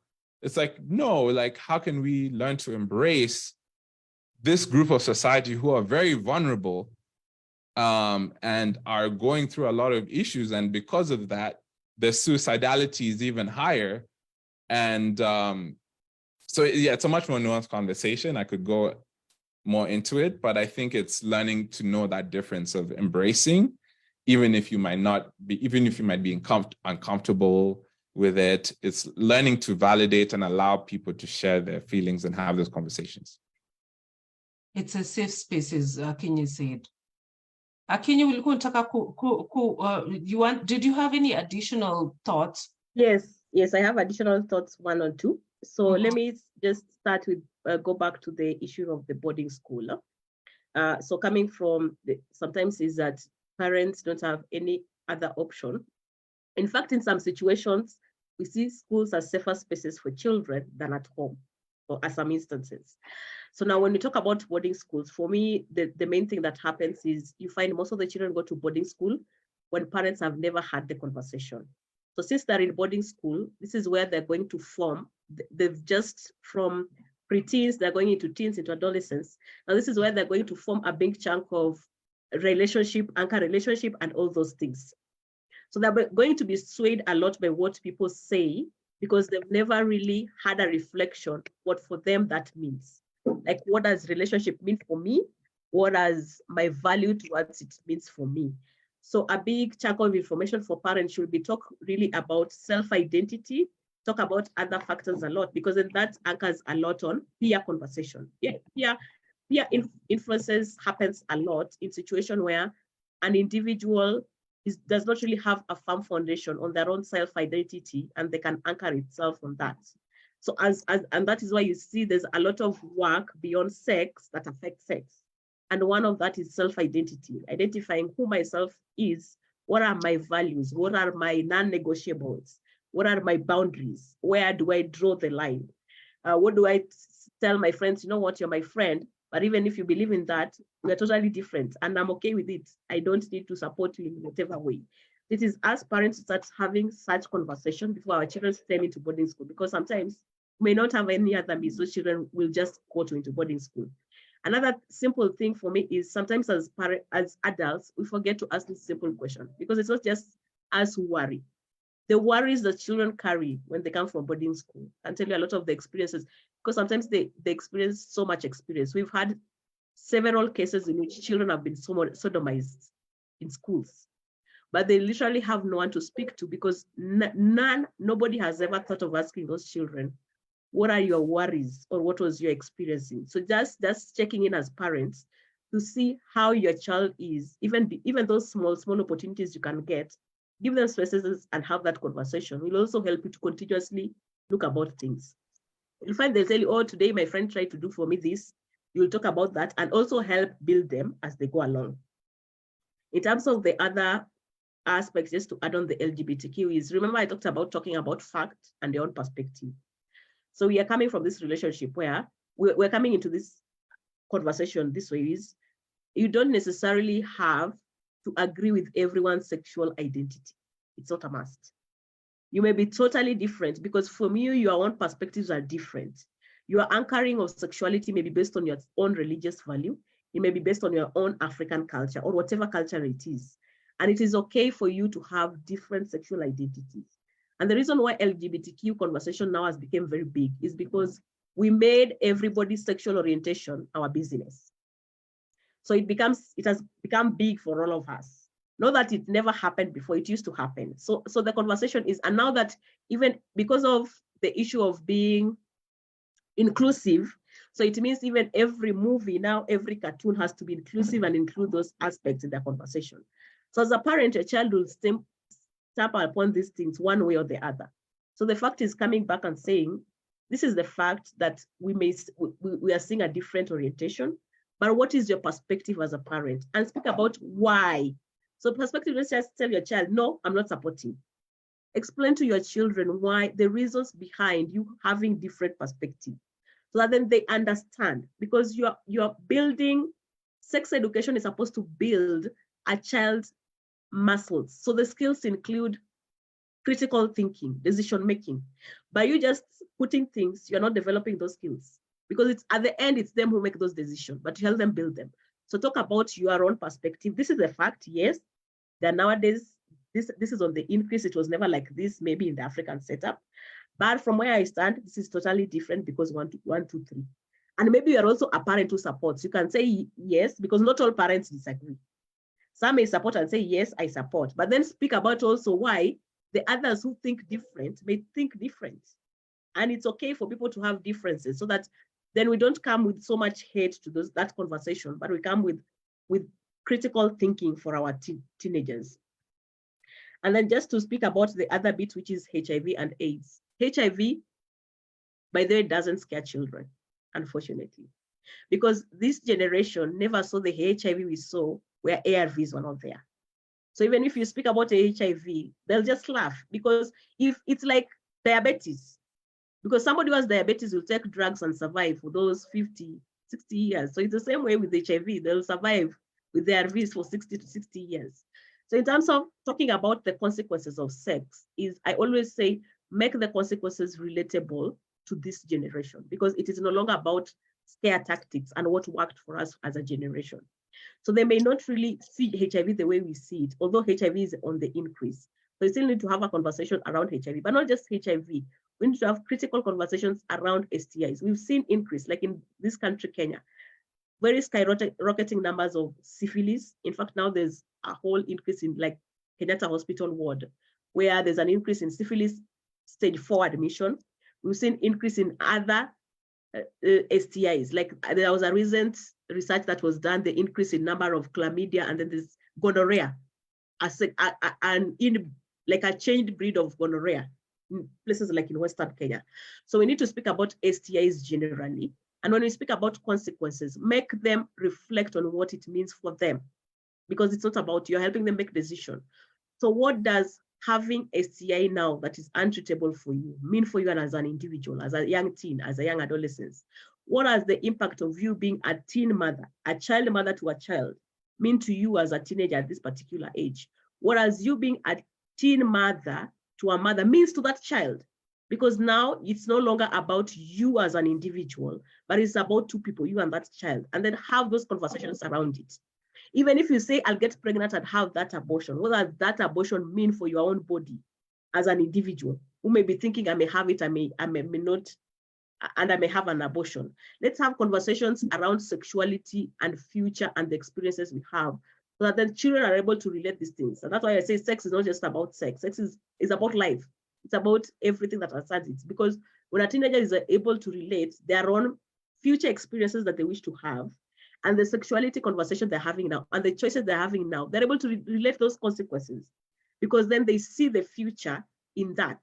So marrying all those things and having that conversation, it helps you then as a parent avoid this don't get pregnant conversation.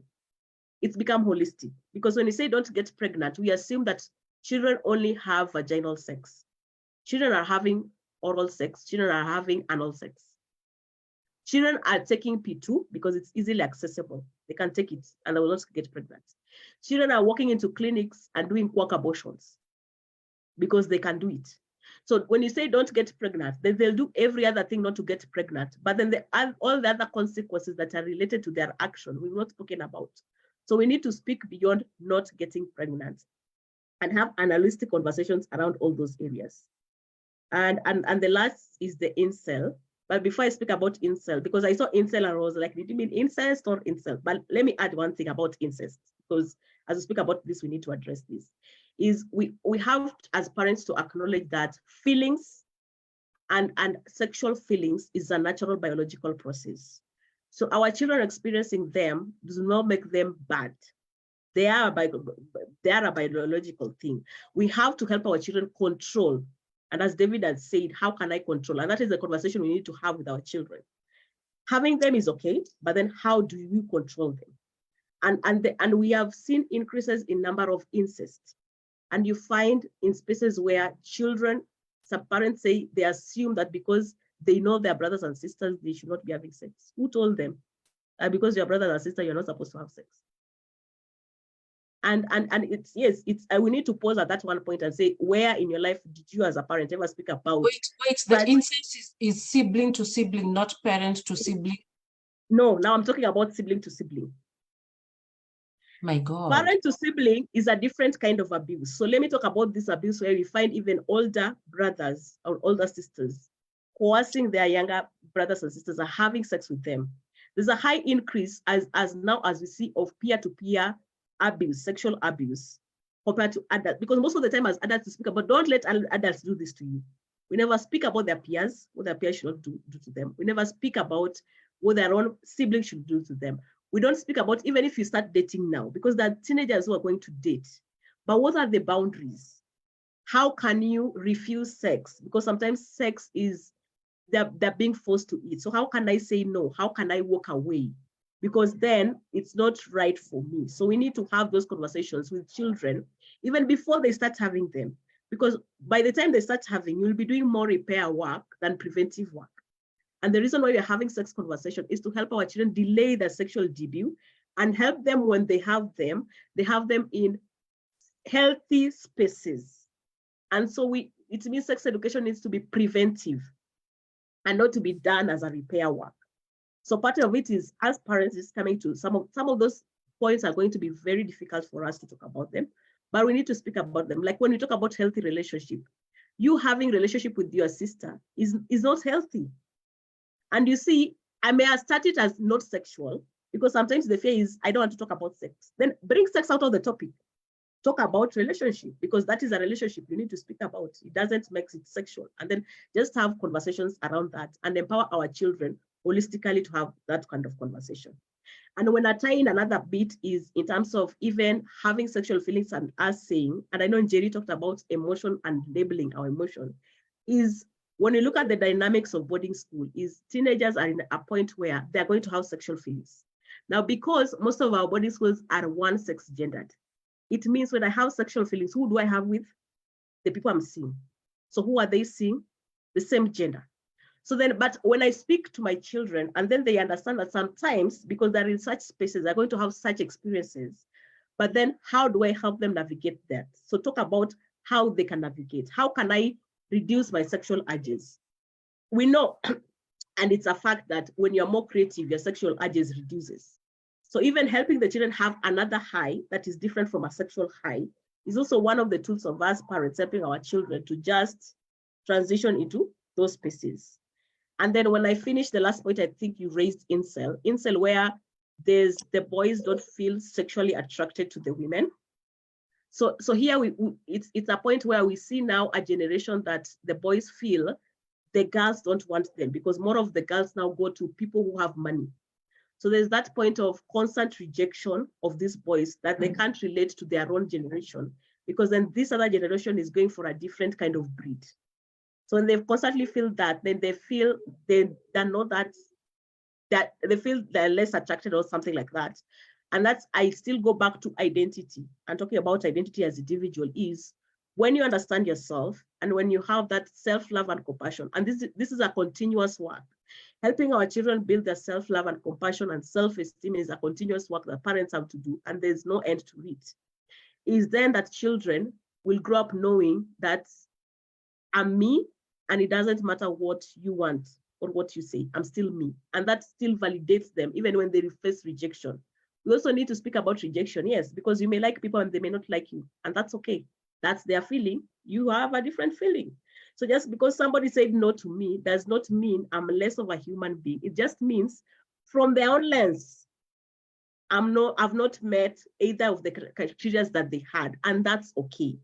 And as adults, we need to start having those critical conversations in whatever spaces that they are in, whether it's in institution, whether it's in schools, whether it's outside.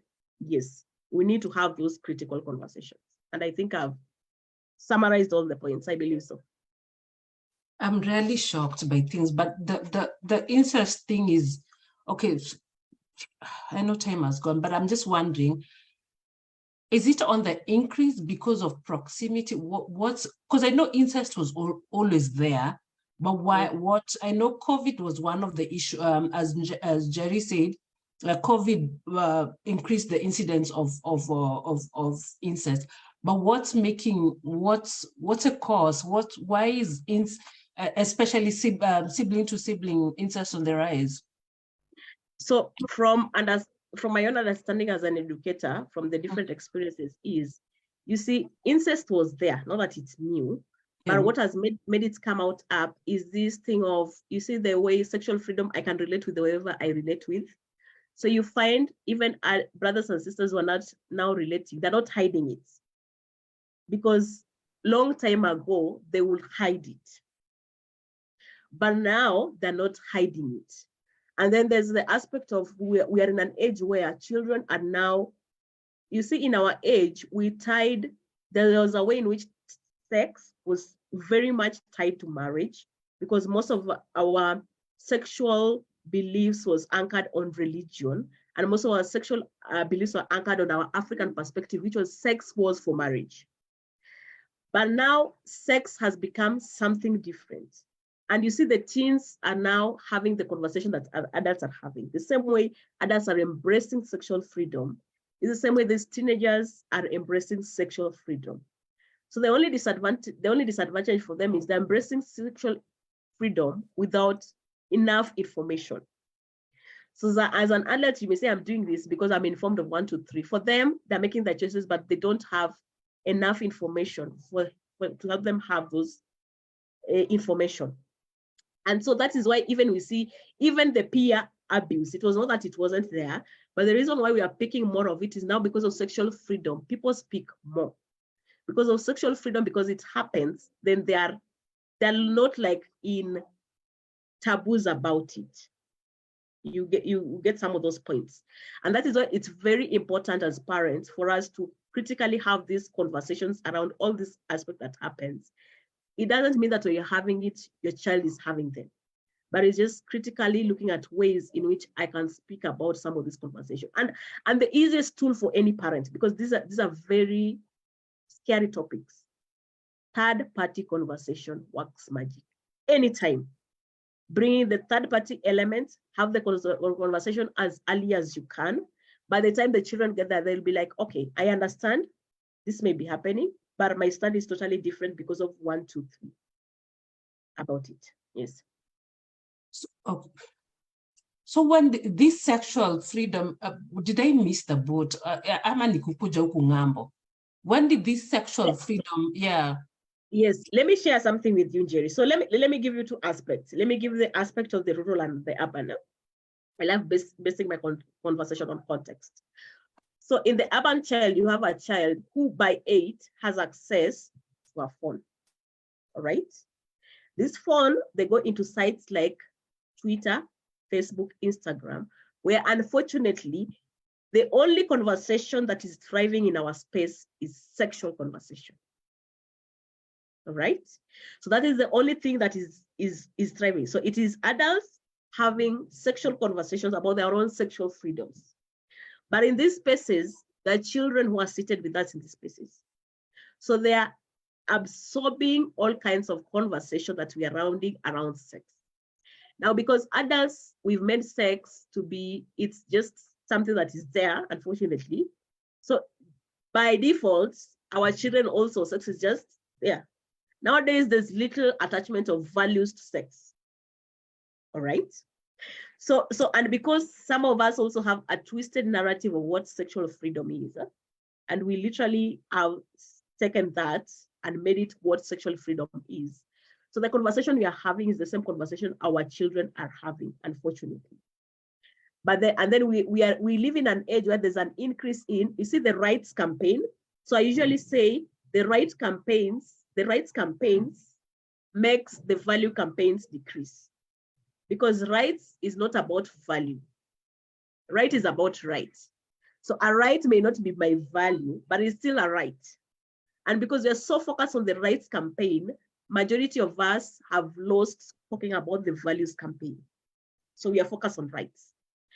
And then the rights, as you see it, for example, is I need to give access for children, maybe 1, 2, 3. You have countries like Namibia where a teenager will walk into a clinic demanding for all those services and you can't say no because it is their right, right?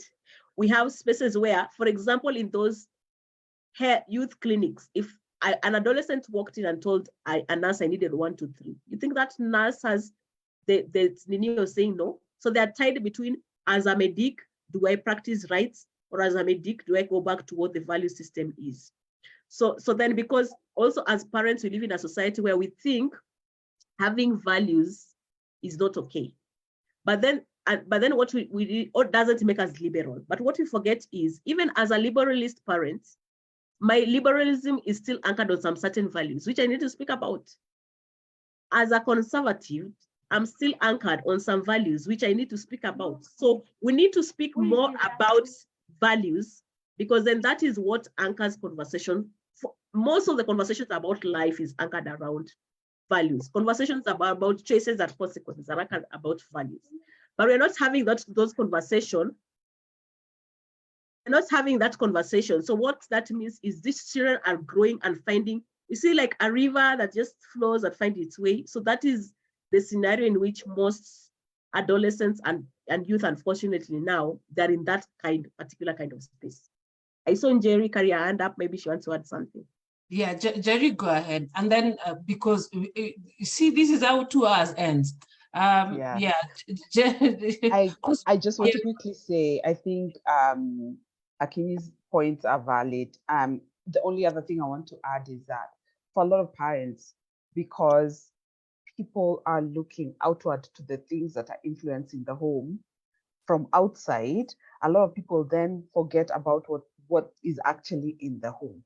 So the people you allow in the house, because the assumption is, like when we look at incest, for instance, when you look at the stats, fathers is number 1, followed by uncles, then brothers. If you look at incest, the ones who have abused, especially female children.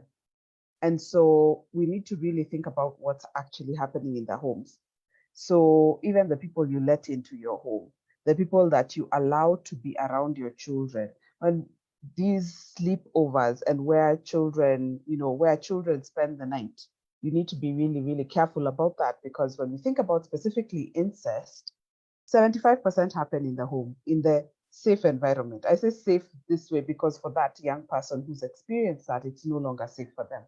So I think it's really important to have those conversations, to create safe words, to be extra vigilant when you have people who may not be of your same value system. Just because you're relas might not mean you're in the same value system. So that's what I'd wanted to say about that.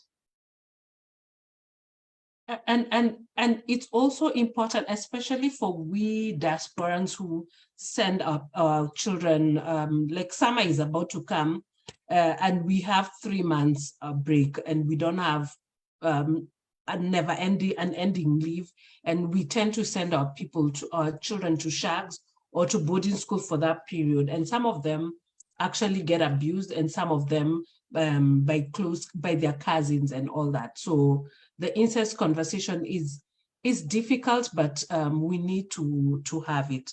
Okay, because we have 2 hours. I know we can talk forever, but I just want the panelists. Mukimba, I don't know. I know you were jumping out, but if you're on, let me know.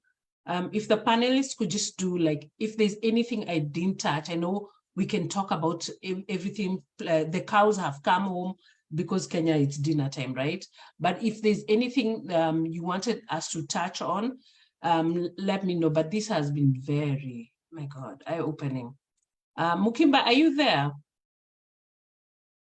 Okay, Mukimba was going off. So we start. Let's matamshi ya kufunga studio. David, let's start with you. Then Akin Njeri, and then usually Saya is the one who does English of the Nose for this panel. Okay, David, go ahead. Yeah. Yeah, to close, I'll just say that, thank you. I've learned a lot and I really appreciate the perspectives and that there are, I think there's hope. There's hope. We're not alone. If you're a parent, clearly you're not alone. There are resources, individuals you can reach out to gain guidance. And like I think what was said earlier about Akini focusing now more on the parent education is that to a certain extent, we as people trying to educate others must first look within and be able to face some of the things we try to avoid, because at the end of the day, it's hard to transmit something you've not received. Even if it's a bad thing, right? You can't transmit COVID if you don't have COVID, right? And so it's learning to identify some of the ways that we might be dealing with how our own sexual education.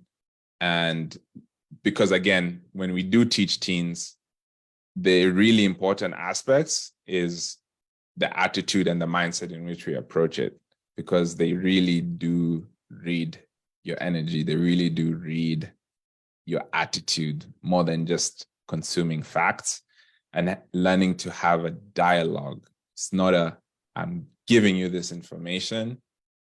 It's let's talk, let's decide. And so you needing to listen and you needing to validate and give feedback, that requires a certain level of you being willing to face that thing yourself, right? And so there's a lot of courageous work that needs to be done, but I believe that we're more than capable, with God's help, with the help of others around us. It's something that we can learn to do successfully and courageously. And I think it's worth it. It's worth not avoiding. It's worth not avoiding. Okay. Nilisema nani atakuwa next? Huyo mtu akue next. Me, okay. Okay, go ahead. So for me, as we summarize today, is just to come to a place of reminding parents, because sometimes you speak about all these things and then scare parents that have not done it, so it's so big. But it's to remember that the best place to start, if it was not yesterday, is now. And just give yourself that compassion that I may still do it, even if I've never done it. And come with your children, if they're older children, from the point of perspective of, I'm bringing change because I've also never had this perspective, but it's a different. So acknowledging that I've never done it, but I want to change the path in which I'm having the conversation because I'm better informed. Works best when you're dealing with older children, because the young children, it's easier. For the older children, you really have to, because if you're coming in as a stranger, so they need to understand what all these changes come from. And then coming from the perspective of it's not about you, but it's about them. So that means understanding them from their point of view, because if you don't understand a person, it's very difficult for you to even advise or inform better. But when you start from understanding them, it becomes very easier, because then whatever you're informing them on is you understand from what perspective they're coming from. And so for me, those are two summaries for today. Is you can start from anywhere, even now, and come from the perspective of understand your children from the point from where they are. Asante. Go ahead. Parents, you're not alone. Just based on this panel and the expertise in this panel, is just to show you that you are not alone. And where you are stuck, reach out, ask, refer back, get a skill, practice it, do building blocks. The way we are talking about talking to your teens using building blocks, even for you as you learn and you build on your skills, let it be building blocks. Just the same way when you go to the gym, you're not going to start with the 50 kg. Yeah, you're going to start with the 2 kg and then you pick it up to the 10 and so on. Okay, 2, then 5, then 10.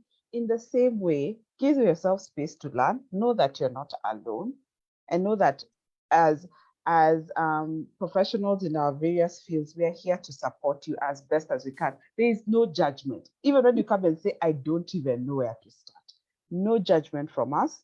Just the same way we have learned over time to have these conversations and built up our toolkits, we will also be here to support you do the same. Asante sana. Saya, tufungie studio. To the parents, there's hope. You can reclaim the truth in the African adage that it still does take a village to raise a child. So the same way the people affecting your children are a village, they are maybe an online village, maybe the village in your own house. It'll also take you a village to build. So band up together with like-minded parents, because it might be easier for me to talk to your child than it is for me to talk to mine. And if we share similar values, it'll help. Number two, I think one thing that's strongly come out is when we decouple sex from values, bad things happen. So it's imperative that we go back to each rediscovering values, because the alternative is to present and leave sex to our adolescents and to ourselves, either like entirely as an appetite, which opens up the door for its misuse, or we show it as part of being holistic, of what it's part of what holistically constitutes to be human, which leads to a bit more healthier conversations and healthier approaches. And then the third thing is, parents, please remember, what you say your children will understand, but who you are is what really convicts them. So don't try selling the story while walking in someone else's shoes. Be authentic. And the final thing I think I'm learning today is pace the education with the development of the mind. You don't need to give a 9-year-old details they will only be able to use and appreciate when they're 20-something. But just because you can't tell a 9-year-old what they need to know at 20-something doesn't mean you can't say anything. It means you just pace your education with a child's development. I pray that as we come to the close of our Sex May, that we have learned things in the 2 sessions we have had that will help us reclaim the gifts that sex is, and be able to use it in a more pure, more powerful, more life-giving way than a life-draining form. With that, we'll be transitioning to June. Our first session in June will be about quiet quitting and quiet firing. This is the technical term used in leadership cycles, is what is called organizational silence, which is when people are not giving their all to influence the organization. And so you can also be quietly fired, where you're being given things that are not growing you, or you can have quietly quit, where you're just presenting a body to the desk, but not really bringing all of you in. And we want to see what causes that. And that quiet quitting and quiet firing does not just happen in the workspace.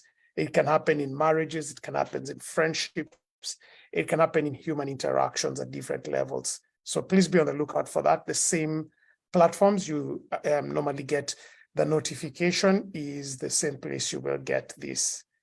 Want to personally thank each of our panelists today for the work they've been able to put in. We totally appreciate. Thank you, Akinyi. Thank you, Rahedi. Thank you, Njeri, and thank you, David. Please be sure to drop your, you've at least been able to tell people what you do, and I'm sure you'll give us your contact so that in case anyone needs your services in Kenya or abroad, they can be able to reach out. And yeah, guys, I encourage you. We try to make sure we source people who are the best in their business. So please be free to reach out, and would be happy to connect you with any one of them for your help and your benefit. As for the Authentic Dialogues, we keep continuing, and we encourage you to like, subscribe, and share to all our social media handles. On Facebook, it's at Authentic Dialogues with Sarah Jackson. We have an Authentic Dialogues YouTube page, and we also have a Sarah Jackson YouTube page. You can like both. And then on Instagram, on TikTok, it is one Sarah Jackson. You can always find us there. So thank you so much. And of course, thank you, our chief questioner, Porsa, for leading through the session. Until next time, may you all be blessed. Normally what happens after this is we go offline, and if there's a behind the tent question that does not need to go online, it would be asked. That's my way of saying this benefit of being in the Zoom meeting. So over to you, Porsa, and blessings to everyone.